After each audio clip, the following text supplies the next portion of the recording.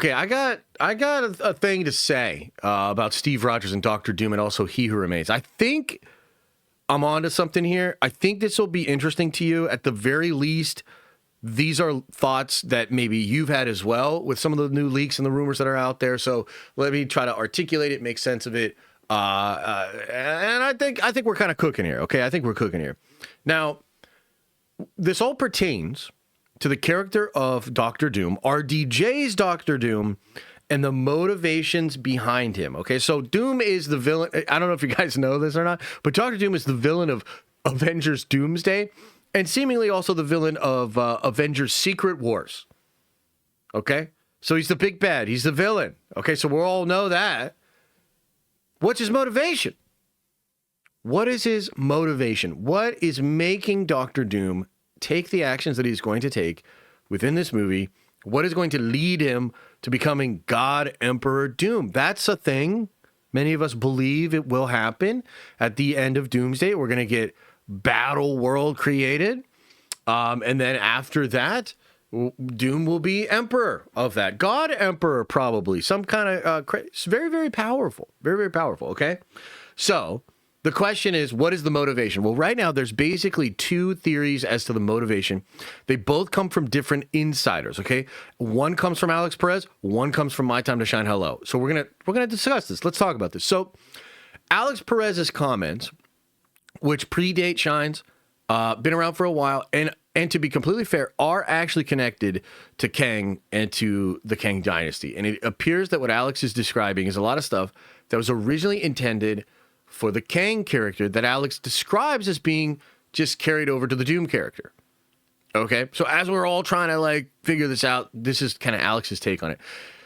His take was that Doom will discover that the real multiverse doesn't exist anymore, and that there was a real multiverse called the Prime Universe, or the Prime Multiverse, which had all of the heroes together. This is the true version of the multiverse, and He Who Remains was responsible for changing it, for making that universe go away, and for creating the new state of the multiverse, which was, there's a sacred timeline, and then there's the multiverse, and there's all the plans to make it so that the sacred timeline is just all that there is. So at the end of time, somebody is making sure that the timeline goes the way that it does. If there is another multiversal war, it'll end the same way that it did, and there will be another sacred timeline created.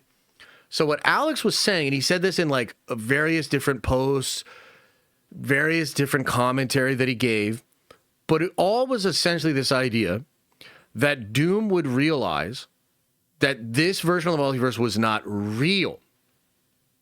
Okay? It was not real. And therefore, he wanted to take vengeance. And I think one of the ways that Alex described it was he will be motivated by the fact that his universe was discarded for the sake of the sacred timeline, and that He Who Remains and his tampering was the motivation. That's what was going to connect to Doom. So Doom, obviously, yes, multiverse collapsing, this is very bad, incursions bad, we have to navigate it, but ultimately that the real motivation for Doom would be connected to him understanding the truth of the sacred timeline and how it was a manipulation. Okay, now months and months and months and months later, we get all this stuff from MyTimeToShine Hello. Now, Shine's version of this is that Doom is going after Steve Rogers, okay? And that the motivation for Doom is that Steve Rogers, when he went back to live with Peggy Carter, created the incursions, and Doom wants to kill him to stop the incursions from happening, to stop his family from dying, and that's the motivation. Okay, so listen, just at a base level here, which one of these sounds more real? Right? just think about it. One of these sounds kind of viable. One of these sounds fucking ridiculous. And that's why when this first came out, right? When Shine was first talking about this, when I first started to hear about this, I was mad because it's silly. It seems like a stupid, silly, one of these sounds really good. One of the sounds fucking awful. Okay? But here's the thing. I don't think that Shine is completely wrong about this, but I think she is wrong about this. It's not that she's completely wrong about it, because Steve, here's the thing. Steve and Peggy is so obviously connected to what this is. And we've talked about this over the past couple of weeks a lot too, right? All the comments from Michael Waldron around the time of Loki and the dodging of the questions about Steve Rogers and Peggy, all of that dodging definitely makes it seem like this is a real thing. You go back and watch Endgame, which a lot of people have been doing, by the way. There's like top 4, or they're in the top 10 of, the overall Disney Plus thing. A lot of people are going back to revisit that, I think, because of this rumor, and seeing that there was obviously something going on there, that when Steve did this, it caused something going on in the multiverse. It wasn't supposed to happen. Okay? So obviously, there's something to Peggy Carter, and there is something to Steve Rogers. I think that's undeniable. There's something about it. But I also think that Alex is correct. I think Alex is correct. So then the question becomes, how do you marry this? How do you square the circle? How do you make sense of this? Okay? So there's a couple of different ways that we can kind of go over this, right? I want you to just think about the character of Doctor Doom. Now, this might be a different version than the comic book version of Doctor Doom, and that's par for the course with Marvel. They make their own versions of characters. They will change characters from the comics often, okay? But here's the thing. There's a lot of evidence to suggest that RDJ's Doctor Doom is the definitive Doctor Doom, and is exactly the Doctor Doom you would expect from the comics. They're making him look like the Doctor Doom from the comics. He's going to have the backstory of the Doctor Doom from the comics. And as far as many people have explained it, insiders, scoopers, and people, this is the definitive Doctor Doom. Okay? So if it is the definitive Doctor Doom, then it's more or less the Victor we know from the comics. So if we think about that, and we just think about the character of Victor, what are some attributes of this character? Well, number one, he thinks he knows best. Now, it's debatable if he actually does know best. I would argue he knows better than almost anyone else. And that in a lot of instances, yes, Doctor Doom does actually know best. Number two, he rarely asks for help. Doom has asked for help. He's actually asked Doctor Strange for help more than he's asked Reed Richards for help in the history of comics, multiple different times where he needs the help of the Sorcerer Supreme. But Doom has asked for help before. Owen Reese, the Molecule Man, in the Hickman run. Doom has asked for help before in comics, but it's very rare. He doesn't like to do that. Number three, he feels justified in ruling the universe, but actually the multiverse. Okay, so these are the attributes of Doctor Doom. He's very prideful, thinks he knows best. He very rarely asks for help. And he feels justified in ruling and controlling the universe of the multiverse. Okay, so then if that's the character, let's think about these two things that are going on. Let's think about what Shine and Alex are saying again. So let's first start with the 616 was not real. If that character, that prideful character that wants to control, that thinks they know best, that doesn't seek help, if that character looks out into the multiverse and realizes that the sacred timeline is false, and that he and his existence was treated as like second tier, like was separate, was not, he's diminished. His relevance to the multiverse is downplayed and diminished. He was separated out from the sacred timeline, from the prime universe, by He Who Remains. If he discovers that, do you think that character would be mad about that, given all the things we just stated about him? Yeah, obviously. So it's obviously the case that a character of Victor, if this is truly just atypical comic book Victor Von Doom, if he learns about the multiverse being false, if he learns that his existence was considered second tier to the prime sacred timeline universe, right?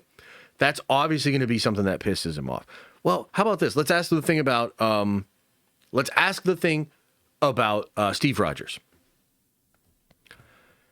Would the Doom we know, based on everything we just said, if he understood that Steve Rogers on the sacred timeline went back and lived out a life with Peggy Carter, and that caused incursions, and that was the beginning of the end of the multiverse, do you think that Doom, given everything we know about the character, would react in a way to want to go kill Steve Rogers, stop the incursions, and preserve this version of the multiverse?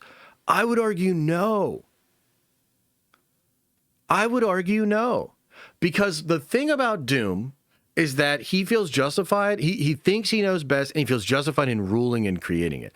If Doom knows the multiverse is false, I don't see why he would want to preserve a false multiverse. There's no way he would want to do that. And in Doom's mind, he would probably feel justified in destroying the fake shit completely and rebuilding it from scratch. Because that's what he did in Hickman's Secret Wars, and he felt justified in doing that. He feels justified in becoming the God Emperor because he thinks if he's controlling everything, it won't collapse. It won't fail. There won't be another multiversal war. There won't be incursions, all of that. Okay?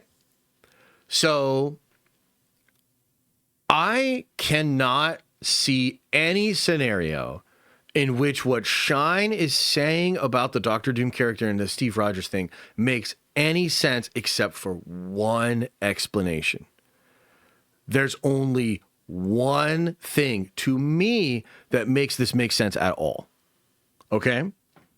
And to me, the only thing that makes sense, the only reason is if Steve Rogers found out the truth about the multiverse in the same way that Doom did,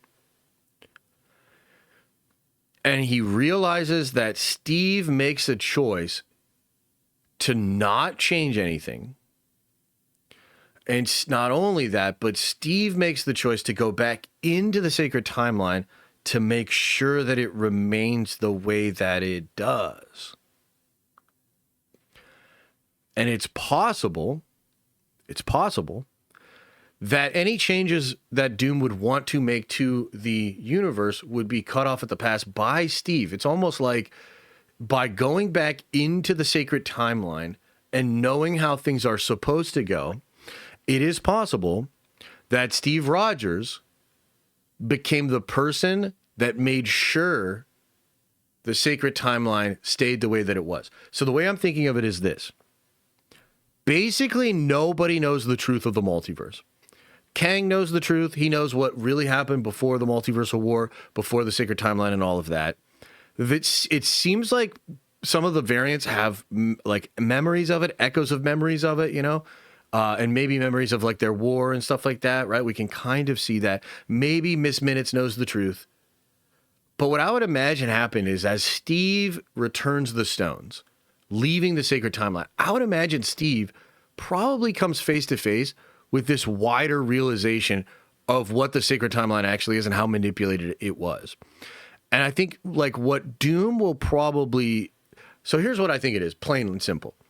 I think Doom views Steve Rogers as a person that learned the truth about the multiverse and did nothing. Learned about the truth about who Doctor Doom actually was, learned about the truth of who Iron Man actually was on the sacred timeline. Steve had the knowledge that this was all fake. He had the ability to change it. And he decided not to. He decided to instead reinforce the sacred timeline, making sure that Tony, who I think, again, is probably a Victor Von Doom variant that gets adopted by the Starks, right?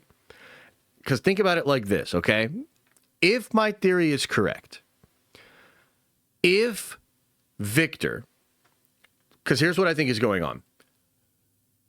Tony Stark, RDJ Stark, was not actually Tony Stark. In the sacred timeline, he is Victor Von Doom, just like he is Victor Von Doom in 828. The difference is, in the sacred timeline, actual Tony Stark dies. Either in childbirth or maybe a miscarriage or, you know, something like that. So actual Tony Stark dies. Victor Von Doom as a variant is quietly adopted by the Starks and raised to be Tony Stark. Okay, now I know that's really fucking crazy. Not everybody thinks that it's real, okay? But consider that it could be real, okay? Then what Doom is mad at Steve Rogers about is that Steve Rogers found out the truth, and instead of trying to put things back the way that they were, Steve decides to actually go throughout the entire timeline from the 60s before the actual Tony Rogers. God damn it, we're fucking this up. Before Tony Stark is born, Steve is in the sacred timeline from the future. And he's making sure that Howard and all of these things go the way they're supposed to do. And he's probably there to make sure that Howard adopts the boy, to make sure that the timeline goes the way that he remembers it, that this person that is not actually Tony Stark is raised to become Tony Stark. Everything hinges on that actually happening. And so Steve Rogers in the future goes back in time and becomes a shepherd for the sacred timeline and the very control mechanisms that he remains had placed on it. And Doom hates him for it. And he also understands that if he actually does want to take control of the sacred timeline, he has to go kill Steve before he does all of this.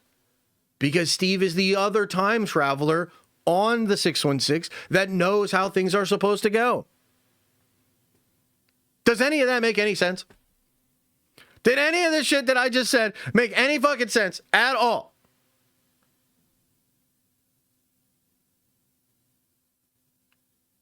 Did it make sense at all? Does anybody understand what I'm saying here?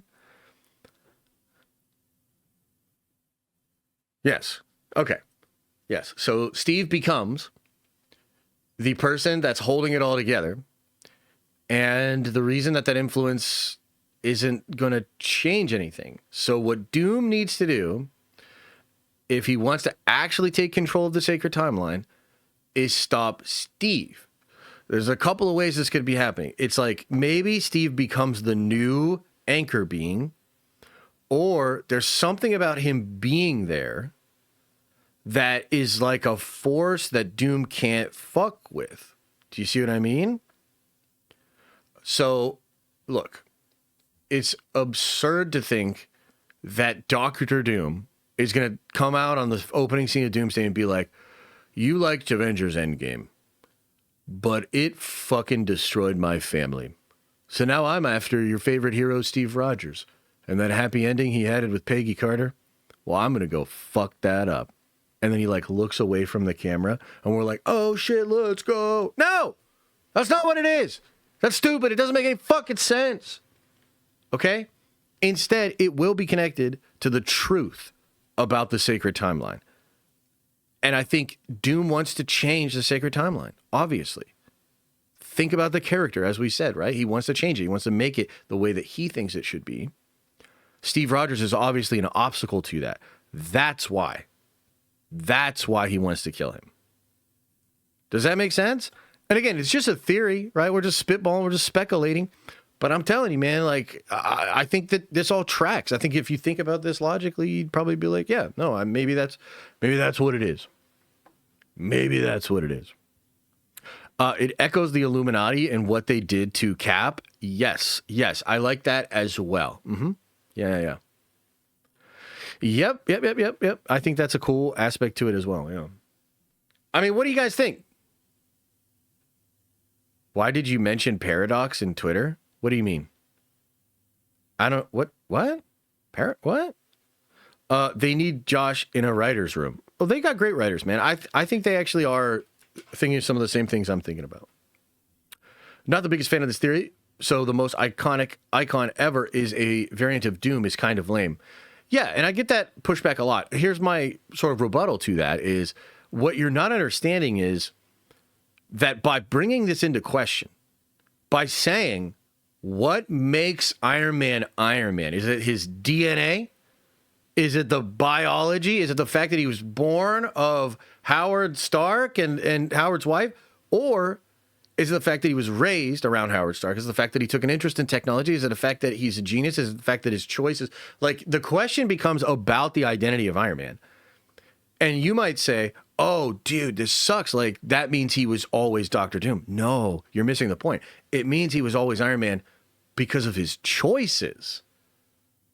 And he also was probably very close to being Doom every single time because he's actually Victor Von Doom, right? And you don't have to like that. You might say, like, I don't like that. That's fine. To me, like, when I think about this, it actually emphasizes it. And it's bold. I think it's bold. It's interesting, you know? I think that almost every other version of this is so much more lame. Like some people are like, oh, he's just going to take the face of RDJ.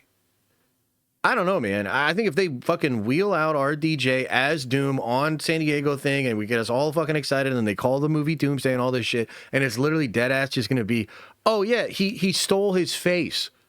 I'm going to be fucking pissed. I think that's stupid as shit. You know what I mean? And then this other idea that like, oh, they got another actor to play Doctor Doom. Really? Like, you guys prefer that? You really want that instead? Oh, they got Doctor Doom, brought him out here, did all this hoopla and all this stuff, and then it's just going to be, some other actor. And you think my theory sucks? Holy shit, the lack of imagination. It's crazy to me. Like, that's crazy. But, hey, everybody's free to have their own feeling and their own opinion about it, right? Steve says, hey, yo, Unite. Hey, appreciate you, Steve. Hope you're doing well, brother. Hope you're doing well.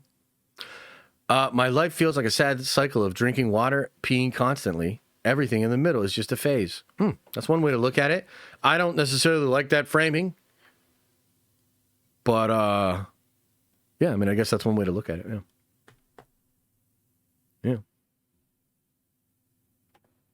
All right, well, I'll let you simmer on that one. I think there's a lot of the vibe I'm picking up in chat right now is kind of like this vibe of like, God damn. Like, I feel like a lot of you guys are like chewing on that one. You know? Like, people are dead ass like, God damn. Like, shit. God damn. Yeah. Yeah. Chewing on it, yeah.